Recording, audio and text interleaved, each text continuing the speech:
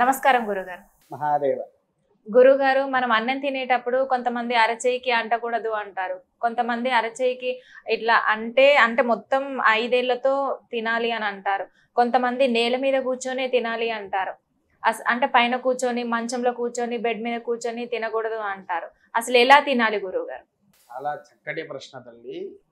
భోజనాన్ని మనము దేంతో పోలుస్తాము తల్లి? అన్నపూర్ణ దేవతను పోలుస్తారు గురువుగారు కదా. అన్నము అనేది పరబ్రహ్మ స్వరూపమే కాకుండా అన్నమే అన్నపూర్ణాదేవి. అవునా? ఇక్కడ మనకు మంత్రమే ఉంది, శ్లోకాలు కూడా ఉన్నాయి. అన్నపూర్ణే సదాపూర్ణే శంకర ప్రాణవల్లభే జ్ఞాన వైరాగ్య సిద్ధ్యర్థం భిక్షాందేహి చ పార్వతి. అన్నపూర్ణాదేవి శంకరుడు ఇదపూర్వంలో ఏంటంటే ఒక బిచ్చగాడు ఛాయాటన చేసేటప్పుడు అన్నపూర్ణాదేవే తనకు బిచ్చం వేసే. మన కాశీలో కూడా చూడండి, ఇట్లా అన్నపూర్ణాదేవి విగ్రహాలు, బొమ్మలు మనకు ప్రతి ఒక్కటి దొరుకుతూ ఉంటాయి. ఇప్పుడు ప్రస్తుతానికి మన దగ్గర కూడా ఎన్నో అన్నపూర్ణాదేవి ఆలయాలు కూడా ఉన్నాయి. అవునా? అయితే దీంట్లో ఇంకొకటి ఏంటంటే మనకు హస్తానికి ఇంకో విషయం ఉంది. కరాగ్రే వసతే లక్ష్మి కరమధ్యే సరస్వతి. అంటే మనకు చేతుల్లో కూడా కొన్ని అతీత దేవతా శక్తులు కూడా మన చేతిలో ఉంటాయి. విన్నావా? అయితే లక్ష్మి కావాలంటే ఈ 5 వేళ్ళు మాత్రమే భోజనానికి వాడాలి. కొంతమంది ఫ్యాషన్స్ ఈ వేళ్ళు వదిలేస్తారు. ఇక మీలాంటి ఆడపిల్లలు ఇప్పుడు ఏం చేస్తున్నారంటే ముద్దను చిటికెడు ఇంతే తీసుకొని ఏదో ఫ్యాషన్ కింద నోట్లో పెట్టుకొని తినక బక్కగా అయిపోతూ ఉంటారు. కొంతమంది స్పూన్తో తింటూ ఉంటారు. దేవుడు 5 వేలు ఇచ్చింది ఎందుకు తల్లి? మంచిగా తినడానికి. 5 వేలు కలిసి నోట్లోకి పోతేనే ఆ 5 వేళ్ల వల్ల ఒక్కొక్క వేరికి ఒక్కొక్క అధికార యోగ్యత అనేది మనకు ఉంటుంది. మనలో ఉండేటువంటి చెడు శక్తుల్ని కూడా నివారణ చేస్తుంది. అందుకోసమే నువ్వు చూడు, చేయితో తినేవాడికి కడుపు నిండా భోజనం చేయగలుగుతాడు. అదే స్పూన్తో తిను, 10 స్పూన్లు తినగానే ఆకలి చచ్చిపోతుంది. అవునా కాదు? ఎప్పుడైనా అబ్జర్వేషన్ చేసావా? చేయితో తినడం కానీ స్పూన్తో తినడం కానీ ఎటువంటి తత్వాలు ఉంటాయనేది ఎప్పుడైనా అబ్జర్వేషన్ చేసావా నువ్వు? చేశాను గురువుగారు. చేయితో తిన్నప్పుడే మా కడుపు నిండా తిన్నట్టుగా, తృప్తిగా తిన్నట్టుగా అనిపిస్తుంది. స్పూన్ తో ఎంత తిన్నా అసలు ఏంటి కడుపు నిండట్లేదే అనిపిస్తుంది. ఎంత తిన్నా అసలు కడుపు నిండట్లే ఏమవుతుంది? కొంతమందికి తొందరగా నిండిపోతుంది, కొంతమందికి నిండిపోదు. అవునా? అట్టి దోషాలు స్పూన్ వాటిలలో ఉంటాయి. మనం ఒక్క వేలు వదిలిపెట్టి ఏదో చిటికెడు కింద తిన్నా కూడా అది మన శరీరానికి తీసుకురాదు. మన మనస్సుని నిష్కరారహితంగా చేస్తుంది. దానివల్ల మనకు ఎన్నో ఇబ్బందుల పాలవుతూ ఉంటాం. మనకు తెలవక మనము ఇబ్బందుల పాలయ్యి మనకు తెలియని రోగాలు కూడా మన శరీరానికి అంటుకుంటాయి. అదే స్వచ్ఛంగా ఈ 5 వేలు నోట్లో పెట్టుకో, నీకు ఎటువంటి రోగం వస్తుంది? బీపీ రాదు, షుగర్ రాదు, ఆ కడుపులో అల్సర్, గ్యాస్ వంటి దోషాలు కూడా రానివ్వకుండా స్వచ్ఛంగా కాపాడుతుంది. అవునా? అంతటి అద్భుతమైనటువంటి మహాయోగ్యతనే భోజనంలో ఉంటుంది. అది తినేటప్పుడు ఈ 5 వేళ్లతో మాత్రమే ముద్ద అనేది లోపలికి వెళ్ళాలి.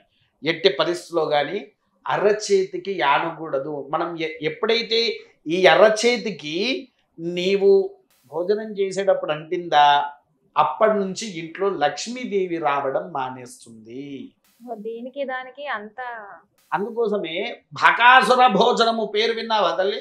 వినలేదా?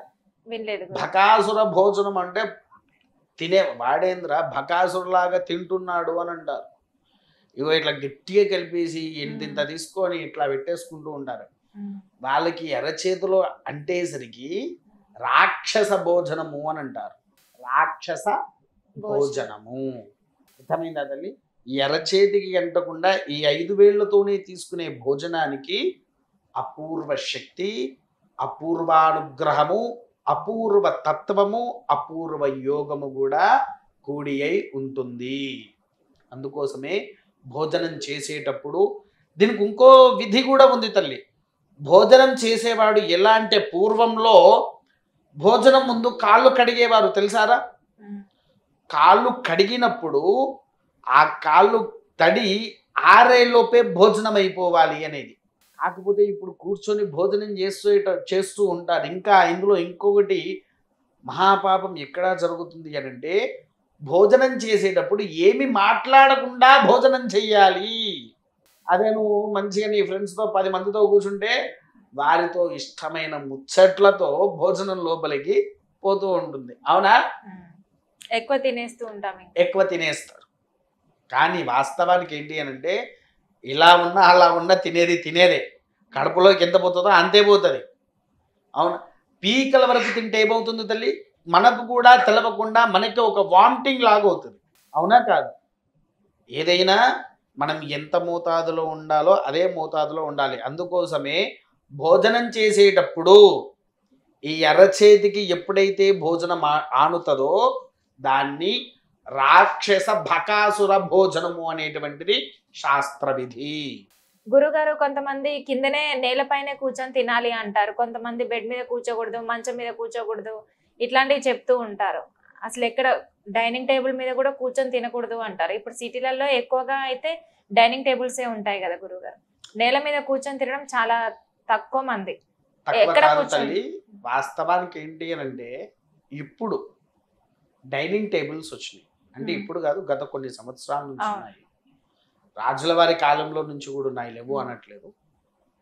డైనింగ్ టేబుల్స్ అప్పటి నుంచి కూడా ఉన్నాయి, లేదు అని. ఇక్కడ ఏంటి అని అంటే తల్లి, నువ్వు గమనించావో గమనించలేదో, భగవంతుళ్ళు కూడా మనిషి రూపంలో వచ్చి మన ఇంట్లో కింద కూర్చొనే భోజనం చేశారంటే, కింద కూర్చునేటప్పుడు ఆసనం వేసుకోవాలి, లేదా ఒక పీట వేసుకొని భోజనం చేయాలి. ఎందుకోసం? మనం మామూలుగా కింద కూర్చొని భోజనం చేస్తే మనలో ఉండే కొన్ని శక్తులని భూదేవి లాగేసుకుంటుంది. తినే శక్తి ఏదైతే ఉంటుందో ఆ శక్తి భూదేవిని లాగేసుకుంటుంది. భూదేవి లాగేసుకున్న తర్వాత మనం తిన్న తర్వాత మనకు తెలవకుండా మన ఒంటిలో ఒక బద్ధకము అనేది ఏర్పడుతుంది. అది రెండవది. పైన డైనింగ్ టేబుల్ మీద కానీ మంచం మీద కూర్చొని తింటే దరిద్రాన్ని అనుభవించక తప్పదు. అయ్యా మీరు అలా అంటున్నారు, మరి ధనవంతులు, పెద్ద పెద్ద ధనవంతులు ఉన్నారు, వాళ్ళందరూ డైనింగ్ టేబుల్ మీద బెడ్ల మీద కూర్చొని తింటున్నారు కదా అంటే, ఎంత పెద్ద ధనవంతులైనా ఎంత చిన్న పేదవాడైనా పైన కూర్చొని తిన్నవాడు సక్రమంగా వాడు కడుపు నిండా భోజనం చేసిన కాగితాలు అయితే లేవు. ఉన్నారా తల్లి? ఎందుకు అనంటే, ఏదో ఒక ఎమర్జెన్సీ వర్క్ వల్ల వాళ్ళు తినేది ఇంతే తినేసి వెళ్ళిపోతారు. అవునా? పైన తినే భోజనానికి దరిద్రపు దేవత ఆహ్వానితం అవుతూ ఉంటుంది. దాంట్లో వాళ్ళ శరీర తత్వంలో కూడా చేరి ఆ శరీరాన్ని భోజనాన్ని కూడా తిననీయకుండా చేస్తుంది. అంతెందుకు తల్లి, దీంట్లో నీకు ఇంకో చిన్న ఉదాహరణ చెప్తా. నీవే ఉన్నావు, ఎవరైనా ఇంటికి వెళ్ళావు, అమ్మ కొంచెం భోజనం చేసిపో అంటారు. నీకేం, అబ్బా నేను వీళ్ళ ఇంట్లో తినాలా, నేను తిన్నండి అని చెప్పేసి ఉండవు. నీవు ఎప్పుడైతే భోజనాన్ని వద్దు అని అన్న రోజు, ఆ రోజు నీకు తెలవకుండానే నీ దగ్గరికి అన్నపూర్ణాదేవి రాదు. ఆ రోజు మొత్తం ఎండుతో ఏదన్నా తినాలని చెప్పేసి ఇలా వెళ్ళగానే నీకు వేరే ఏదన్నా ఫోన్ లాంటిది కానీ ఏదో కూడా వచ్చేస్తుంది, పని పడుతుంది, వచ్చేస్తున్నావు. అన్నాన్ని కూడా వద్దు అనకూడదు. అలా అని చెప్పి పైన కుర్చీలలో, టేబుల్ మీద, మంచాలలో కూర్చొని తింటే సకల దరిద్రము మన ఇంటికే చేరుతూ ఉంటుంది.